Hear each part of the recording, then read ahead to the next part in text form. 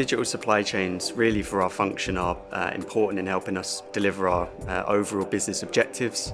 So we've been working with Data Catalyst on the Scope 3 emissions challenge. Data Catalyst are a startup, and I've been working on a solution designed to try and receive Scope 3 emissions and track that so that that's transferable right the way through for either business decisions or potentially for reporting standards. Nissan was quite interested in supporting this because it really fits in a few good places. Firstly, it's very much aligned with our plant strategy in Sunderland, which is around EV 360 and getting to net zero.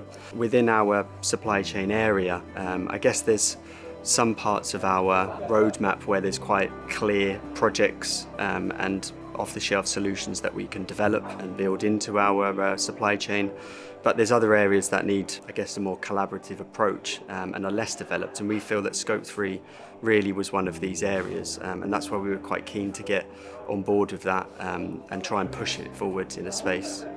The problem that we're aiming to address is to provide a solution whereby a company at the top end of the supply chain gets visibility of their Scope 3 emissions by the other actors in the supply chain inputting their Scope 1 and 2 emissions into our platform.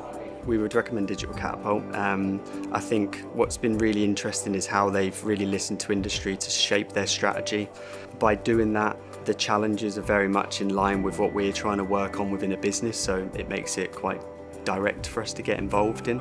And then we've been involved in the feedback sessions, not just on our challenge, but also on others to give our views as well. Some of the solutions and boundaries they're looking to push are needed, and I think there's also been some secondary benefits of being involved in some of the workshops around the digital hub, but also being in the community and networking with like-minded companies that are trying to advance in this space as well.